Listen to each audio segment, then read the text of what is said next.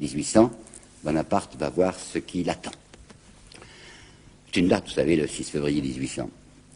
C'est la date pratiquement de la création de la Banque de France. Et dès que j'aimais ce mot, enfin Banque de France, il faut que nous-mêmes nous soyons convenablement impressionnés et que nous prenions une attitude de l'intérieur révérentielle. Il y a un monsieur, Gabriel Ramon, qui en 1929 a publié chez Grasset un ouvrage de luxe, vraisemblablement payé par la Banque de France, une histoire de la Banque de France, un in-quarto de luxe. Et vous y lisez, la création de la Banque de France doit être mise au nombre des institutions fondamentales du prodigieux empire napoléonien. Alors il faut bien que nous regardions ensemble ce que c'est que la création de la Banque de France. Le 6 février, M. Pergaud s'amène. S'amène avec un plan. C'est tout écrit, là, va lire une déclaration à Bonaparte, et voici les termes principaux de cette déclaration. À celui qui a contribué si puissamment à nous rendre, et avec tant d'éclat, les caractères d'une nation guerrière, vous voyez, côté finance, on n'est pas tellement pacifique. Hein. Il appartient de faire connaître que notre nation, c'est pas si joli de la part de Je suis, Pergaud, que notre nation est aussi appelée à se faire admirer et respecter par les effets d'une bonne économie politique. Libre par sa création, qui n'appartient qu'à des particuliers. La banque que je propose de créer, écoutez bien, ne négociera avec le gouvernement que lorsqu'elle y rencontrera ses convenances et le complément de ses sûretés. Néanmoins, cette banque s'appellera la Banque de France, mais elle ne sera à aucun degré une banque gouvernementale. Elle sollicite du Premier Consul la promulgation d'une loi qui, sans peut-être paraître s'occuper nominativement de notre établissement, consolidera son existence. Est-ce que vous avez compris? C'est une entreprise strictement privée. C'est un groupe d'hommes d'affaires qui vient demander à Bonaparte, parce qu'il est le chef de la France, le droit de mettre une étiquette fallacieuse sur leur maison. On mettra Banque de France pour faire croire à la clientèle c'est une banque au service de la France, alors que ce sera simplement leurs intérêts privés, mais comme il y aura Banque de France, vraisemblablement, les capitaux afflueront. C'est le 6 que Pergaud fait cette proposition assez inouïe à Bonaparte. Le 13 février, Bonaparte acquiesce. Et même, il fait savoir à Pergaud qu'ils n'ont rien à craindre, parce que Pergaud a toujours peur que le gouvernement s'immisce dans cette Banque de France. Toute intervention du gouvernement dans l'administration de la banque pourrait devenir pour elle une cause de discrédit, a dit très gentiment Pergaud. Vous voyez la manœuvre, hein. On déclare toujours que l'étatisme est épouvantable, et il faut à aucun degré que la banque paraisse une banque d'État. Seulement, en même temps, on s'adresse en douce et discrètement à l'État pour lui demander non seulement sa garantie, mais même son argent, comme vous allez voir. Le 25 février, c'est Bonaparte qui écrit une lettre extrêmement gentille à Lecouteux. Lecouteux, lui au moins c'est un Français, qui était du conseil d'administration de la banque, enfin de l'établissement qui allait se constituer sous le titre trompeur de Banque de France, et il écrit dans cette lettre du 25 février, votre établissement ne saurait douter de la bienveillance du gouvernement. Il va prouver la bienveillance du gouvernement. 1. À l'égard de cette banque, établissement privé, il va faire ceci. Il va charger cette banque privée de payer les dettes de l'État et les pensions, les rentes et les pensions. Un versement d'État. Ça sera fait, pas gratuitement, vous pensez bien, elle prendra sa commission, mais ce sera cette Banque de France, c'est là où on ira payer, enfin retirer ces coupons de rente. Bon, 1. Deuxièmement, Bonaparte a établi pour le système des impôts quelque chose d'assez particulier que les livres disent peu, et que je tiens à vous dire avec précision. Il a créé des receveurs généraux qui sont en somme des gens qui prennent la suite des fermiers généraux de l'Ancien Régime. Ces receveurs généraux sont des gens qui vont collecter les impôts et qui, pour s'y retrouver, auront le droit de conserver par devers eux, pendant un certain délai, les capitaux qu'ils auront fait rentrer comme ça en faisant payer les gens.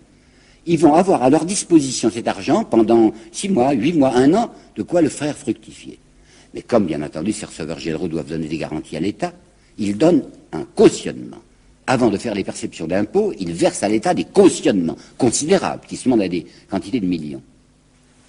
Eh bien, Bonaparte accepte de confier à la Banque de France la plupart des cautionnements des receveurs généraux. C'est-à-dire que l'argent de l'État, l'argent versé par les receveurs généraux à l'État, cet argent, Bonaparte le remet pour le faire fructifier personnellement à la Banque de France. Et troisièmement, en 1803, nous ne sommes qu'en 1800, mais je tenais à vous le dire maintenant, en 1803, Bonaparte acceptera que cette banque soit privilégiée au point qu'elle sera seule habilitée à faire du papier-monnaie. Et qu'il y aura garantie de l'État. À savoir que s'il y a un contrefacteur, il sera puni par l'État. Les galères, disait Bonaparte. Non, ça ne suffit pas, dira Pergaud, la peine de mort. D'accord, d'accord. Le gouvernement, l'État français, au service de cette banque d'intérêt privé, décide que sera puni de mort le contrefacteur du papier-monnaie de la banque. Il y a un personnage dont je vous parlerai plusieurs fois, qui a écrit des mémoires d'un extrême intérêt. C'est Mollien, M-O-2-L-I-E-N, Mollien, qui a été très longtemps trésorier de l'empereur. Il a publié des mémoires, et je ne sais pas pourquoi aussi, je sais très bien pourquoi.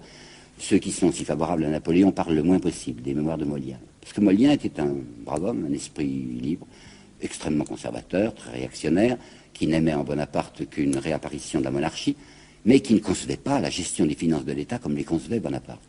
Alors, dans les mémoires de Mollien, auxquels je me référerai assez souvent, vous voyez la stupeur, mais l'ahurissement de cet homme devant ce que fait Bonaparte à l'égard de cet établissement privé. Au sujet des receveurs, vous savez, les cautionnements des receveurs qui sont remis entre les mains de la Banque de France, Mollien écrit, c'était sans doute la première fois qu'il arrivait à un gouvernement de donner de l'argent à une banque d'escompte pour exploiter un privilège lucratif, au lieu d'en demander à ses actionnaires pour prix de ce privilège. Mais ce n'est rien en comparaison de ce qui va se produire lorsque Mollien va apprendre que Bonaparte a décidé qu'il y aurait un papier-monnaie exclusif pour la Banque de France avec caution de l'État, avec punition de mort par l'État. Je lis, dans le souci de noter aux banques aucune source de profit, le premier consul va jusqu'à autoriser, au bénéfice de la Banque dite de France, le partage d'une des premières prérogatives du gouvernement, celle de fabriquer une monnaie. Et en outre, la monnaie métallique que fabrique l'État lui coûte à lui, État, au moins le prix de l'or et de l'argent. Tandis que le privilège inouï accordé à l'établissement Pergaud, Mallet et compagnie consiste en ce que cette banque, pure association d'intérêts privés, aura le droit de fabriquer une monnaie qui ne lui coûte rien. C'est ce même Mollien, page 362 du tome 1 de ses mémoires, qui a une formule que je vais vous dire. Entre Napoléon et les gens de finance, la partie n'est pas égale. Le caïd est respectueux à l'égard de l'argent. Le caïd rampe, et il rampera toujours.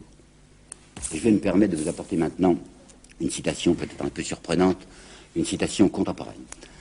La citation d'un très grand écrivain français à propos d'un autre général, bien différent de Bonaparte, lui aussi très puissant, mais puissant jusqu'à telle limite que ce grand écrivain, si dévoué qu'il soit au dit général, a eu le mérite de marquer.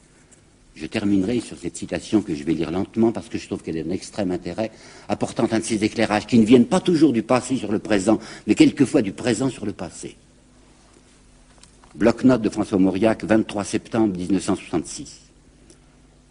Ce que le général n'a pas fait, et ce qu'il ne dépendait pas de lui de faire, c'est d'obliger à lâcher prise ses mains, ces quelques mains, oui, ce petit nombre de mains, qui tiennent les commandes secrètes de l'État, qui assurent les immenses profits de quelques-uns et qui font de chacun de nous les têtes d'un troupeau exploitable, virgule, exploité.